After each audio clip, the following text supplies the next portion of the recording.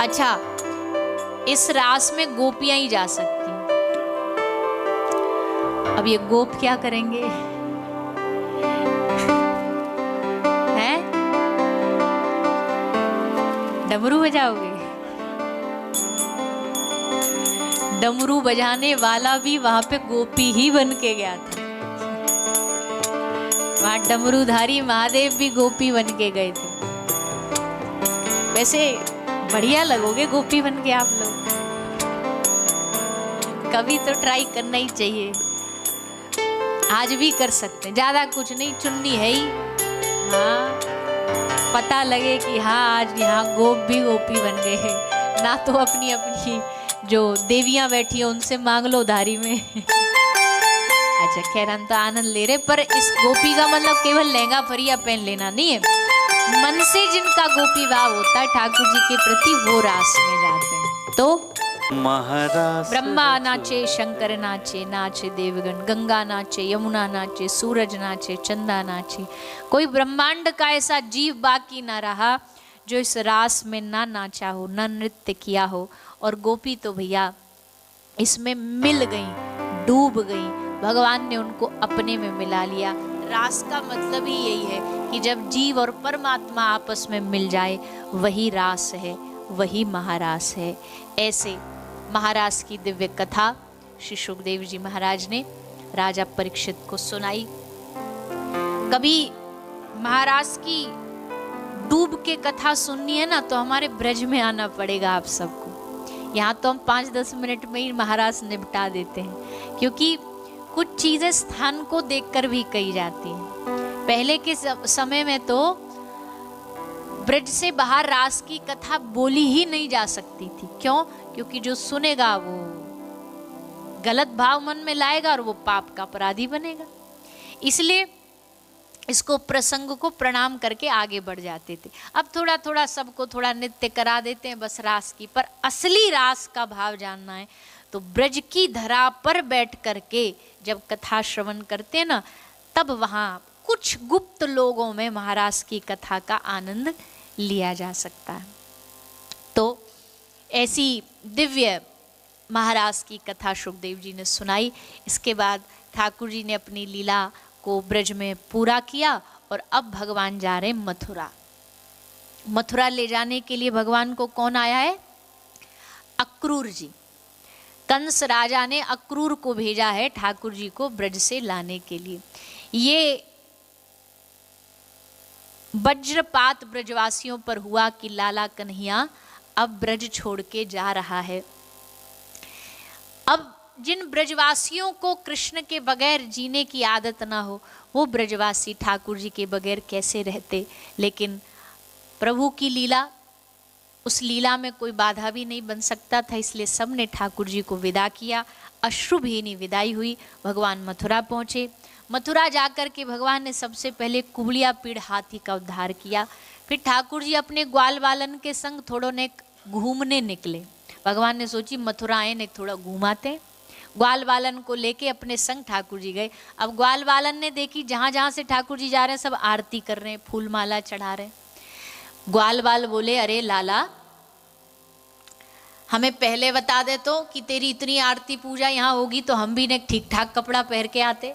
हम तो घर के कपड़ा में भगाए, जैसे घर में बैठे फटी धोती में वही पहन के आ गए। अब बता, इतने सब लोग खड़े हैं स्वागत में, क्या बोलेंगे बताओ। देखो कैसे मैले कुचैले कपड़ा पहन के आए। हमारी बेइज्जती तो कम होगी, तेरी ज़्यादा होगी कि कैसे यारन को उठा लायो, कैसे मित्र हैं यहाँ के। ठाकुर जी बोले कोई बात नहीं, हम कुछ करते हैं।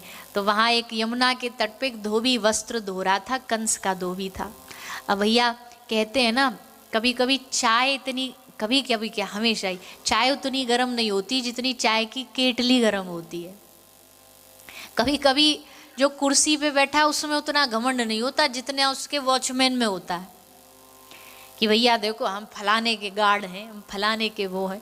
तो कंस महाराज भी अभिमानी, धोबी डबल अभिमानी। ठाकुर जी वाके डोरे गए, बोल भैया हमारे ग्वाल वाले कपड़ा ना लाए, तुम इन कपड़ा में तो उठा के 2-4 दे दो ग्वाल वालन को। अरे गांव के मूर्ख लोगों, गरीब लोगों, कहाँ गए हम उठा करके। कहा महाराज कंस, कहाँ तुम जैसे गरीब लोग, भागो यहाँ से। एक बोलो लाला इतनी बेइज्जती तो हमारी कभी हमारे गांव में भी ना हुई, मोहड़े पे ही इतनी बेइज्जती कर दी बता, और वो भी कन्हैया के मित्रन की बेइज्जती। लाला हमारी बेइज्जती होती तो मान लेते, पर तेरी बेइज्जती हुई, अब तू ही बता कहाँ करेगो। एक ग्वाला बोले एक काम कर, याकू अपने पूतना वाले हाथन ने दिखाई दे आज, जिन हाथन ते पूतना मारी वो हाथ दिखाई दे आज। ठाकुर जी ने कही दिखा दूं? बोले हाँ दिखा दे। ठाकुर जी ने मुक्का बनाया और उसके माथे पर प्रहार किया, और वहीं उसका राम नाम सत्य है, वहीं उद्धार हो गया, कल्याण हो गया। ठाकुर जी बोले सबरे वस्त्र जाकू जो दिखाई दे रहे हैं सामने से उठाओ, और उठा के जाकू बढ़िया लगे जो रंग उठाओ पहरो। तो सब पहरवे लगे, पर कहाँ महाराज कंस तो एकदम खाए पिए खानदान के थे, खूब बढ़िया मोटे तगड़े, और ब्रज के ग्वाला बेचारे हड्डी हड्डी से।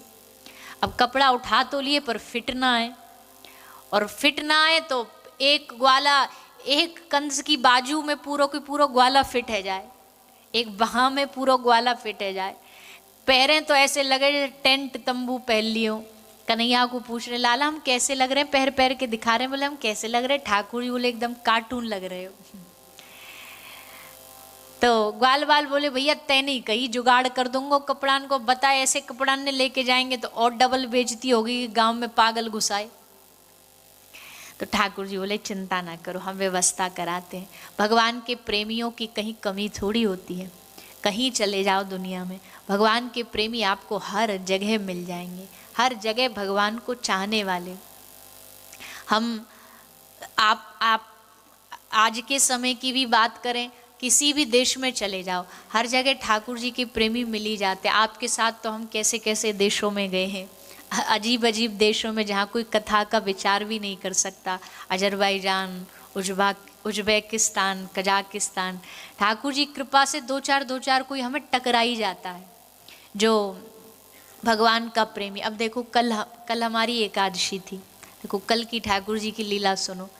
अब एकादशी थी, अब एक तो थोड़ा सा शरीर ही अस्वस्थ, ऊपर से वैसे तो बहुत ज़्यादा आवश्यकता नहीं होती, पर अब भोजन थोड़ा तो शरीर को चाहिए, पर वो यहाँ कौन व्यवस्था करे, यहाँ पे कहाँ से व्यवस्था हो। तो हमने जो भी जूस इत्यादि ले लिया, जूस भी यहाँ का बड़ा महान था, पर अब मरता क्या नहीं करता, गोली लेनी है तो वो फिर लेना पड़ा। कोल्ड कॉफ़ी मंगाई तो उसमें काली काली कॉफ़ी भर के आ गई।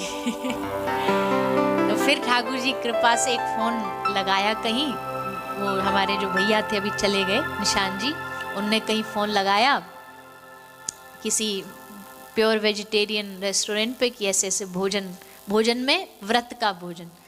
तो वो जो भैया थे उनने पूछा किसके लिए, तो उन्होंने नाम बता दिया कि फलाने वो आए कथा करने के लिए।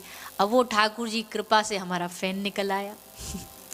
मतलब भगवान का फैन है, पर सुनता होगा कथा वथा को, तो बेचारा बढ़िया एकदम सब भोजन उनकी धर्म पत्नी को लेके, धर्म पत्नी इंडोनेशियन थी, उनको लेकर के आए और बढ़िया चकाचक एकदम व्रत का भोजन व्यवस्था करके और भोजन प्रसादी पवाया। का शाम को चाहिए तो बता देना, और 3 दिन हो 3 दिन हमारी सेवा है। 1 घंटा दूर रेस्टोरेंट, आप कहाँ आओगे, जो चाहिए हम वहीं से भोजन बना के शुद्ध यहाँ पर लेकर के दे करके जाएंगे। तो बताओ क्या ठाकुर जी कृपा नहीं है?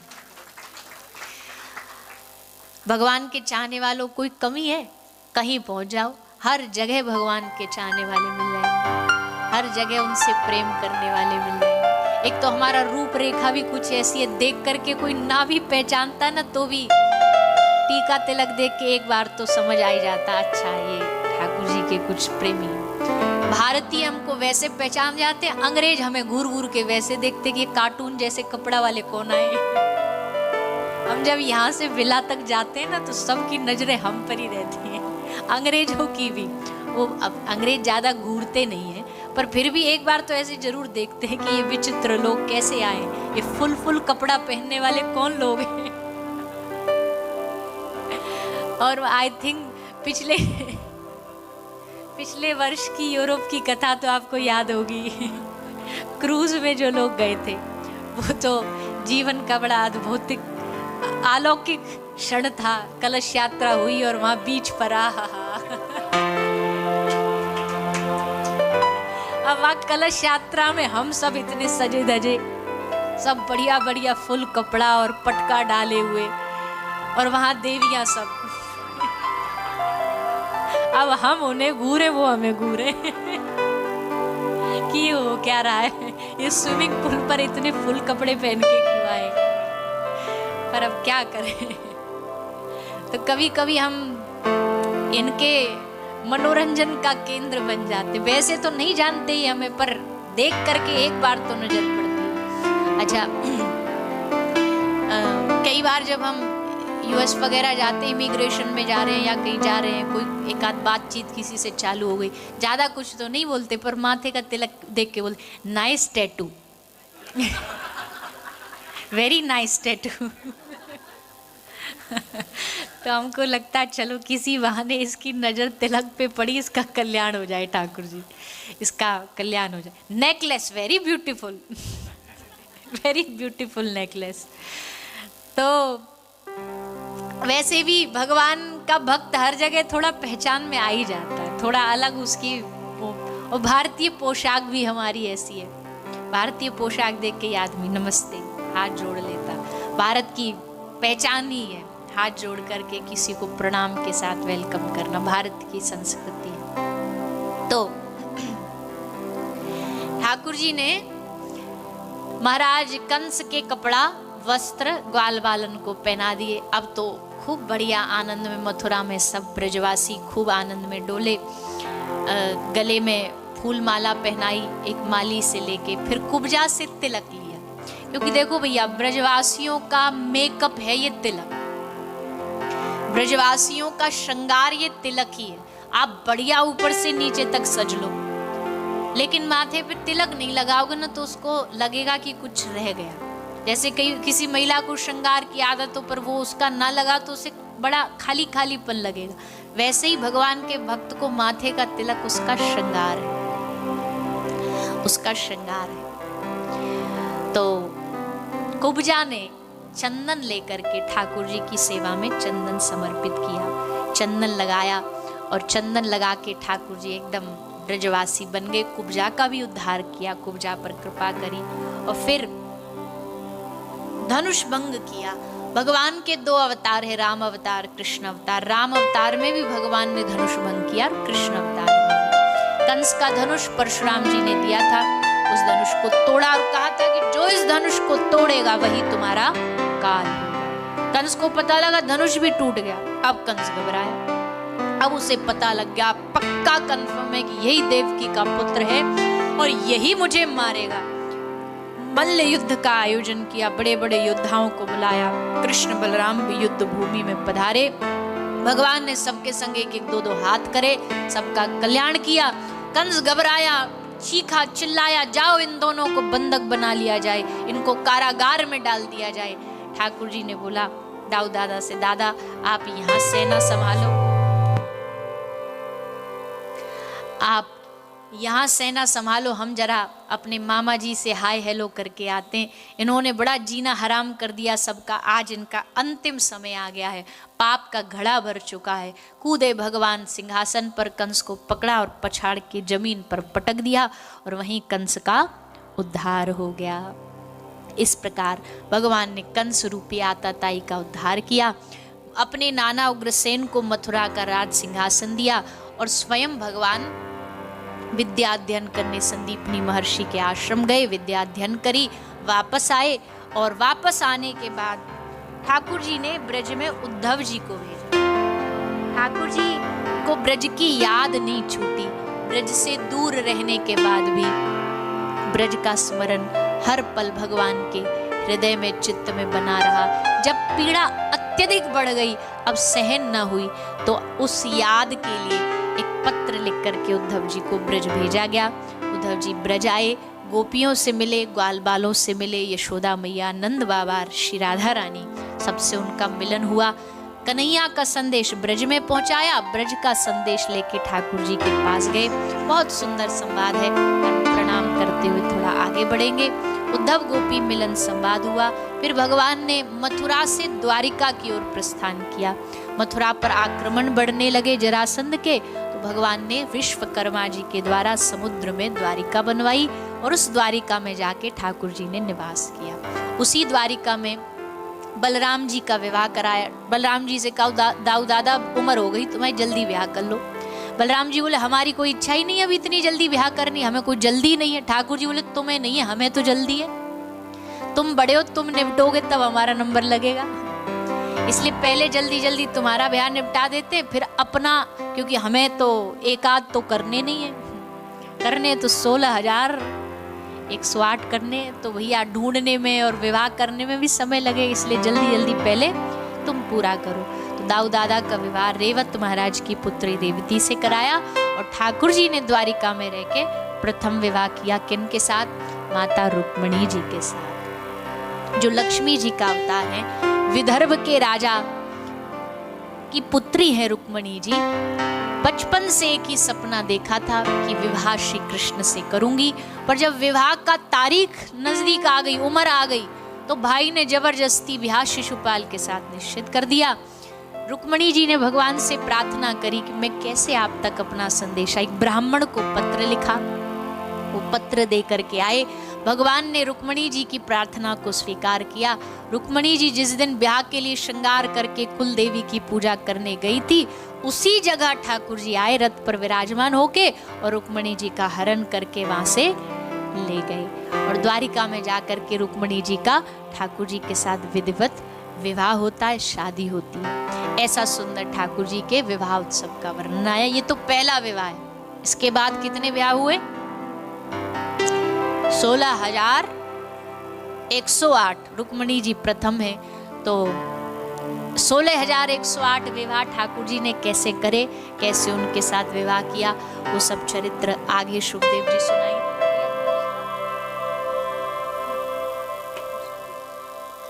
तो माता रुक्मिणी जी के साथ ठाकुर जी ने विवाह किया और आगे की जो कथा प्रसंग है उसको आप हम सब कल कथा के माध्यम से सुनेंगे। अब कितने दिन बचे? एक दिन बाकी है। अब एक दिन बाकी है तो कल कथा का विश्राम है, कथा की सार का दिन है। तो पहला तो सब लोग समय पर पधारें और विश्राम दिवस की कथा का आप सब लोग रसपान करेंगे। ये बड़ा सौभाग्य है आप सब पर, हम सब पर, कि हम यहाँ 7 दिनों से भगवान की कथा श्रवण कर रहे हैं। भागवत सेवा परिवार, हमारे बांका जी, संजीव जी, बाकी सब लोग, और इस कथा में विशेष भूमिका जिन्होंने निभाई है ऐसे हमारे संजय जी, सीमा जी, आपका खूब स्नेह, खूब प्रेम भागवत जी से है, हमसे भी खूब प्रेम और खूब स्नेह है। आप बीच बीच में भी मिलना जुलना, आपका आना हॉस्पिटल में होता रहता है और आप बहुत पहले से ही गौसेवा धाम हॉस्पिटल से जुड़े हुए सदस्यता। इस बार तो हम बीच में, अभी एक कथा थी पंजाब में तो आपके घर भी गए थे, तो पूरा परिवार बड़े भाव से, बालक बच्चे सब बड़े संस्कारी हैं। और पहले तो आप ही जुड़े थे, पर आपकी इच्छा थी कि आगे आने वाली जो युवा पीढ़ी है, देखो हम सब लोग तो फिर भी, मतलब आप सब लोग की उम्र वाले लोग सब समझते हैं गौ माता की महिमा, पर आगे आने वाली पीढ़ी कैसे समझेगी, उनके भीतर ये भाव कैसे जगेगा। तो इस भाव को रख के आपके 2 बालक हैं, 2 पुत्र हैं, आपने दोनों पुत्रों को गौसेवा धाम हॉस्पिटल परिवार का मेंबर बनवाया, सदस्य बनवाया, ताकि ये भी इनका एक मेंबर का मतलब यही होता है कि एक कनेक्शन, आना जाना, मिलना जुलना, सेवा से जुड़े रहना। तो उस दिन घर पे गए तो पूरा परिवार था, पोता पोती सब वहाँ पर थे। तो आपने उसी दिन ये संकल्प लिया कि हमारे दोनों बच्चों को भी गौ माता से जोड़ना है, उनकी सेवा से जोड़ना है और उनको इस नए हॉस्पिटल का सदस्य बनाना है। तो पूरा परिवार जुड़ा हुआ है, आप सब लोग भी जुड़े हुए हैं, आप सब लोग का भी सबका स्नेह है, प्रेम है। पर आपने खूब इस कथा में भी तैयारियां कैसे कैसे व्यवस्था, आज ही बोल रहे थे जब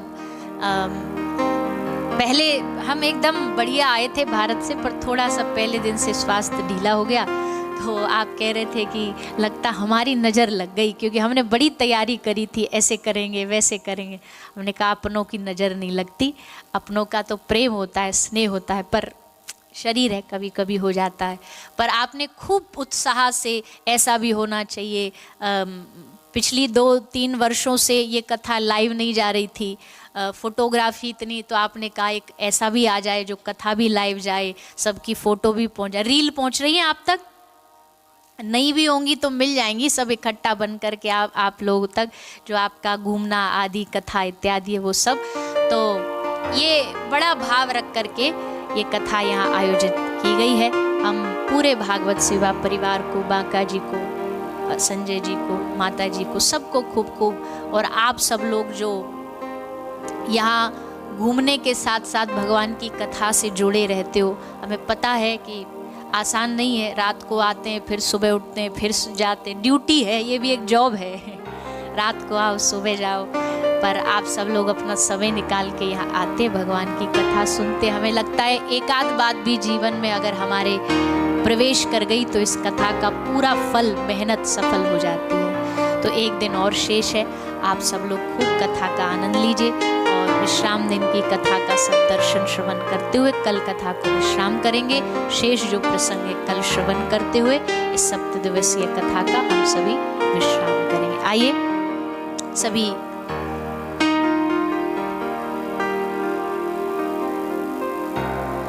तो आइए हम 2 मिनट नाम संकीर्तन करें। उससे पहले हमारे आचार्य जी 2 मिनट की सूचना देंगे और उसके बाद हम सब नाम संकीर्तन के साथ कथा का विराम। श्री राधे।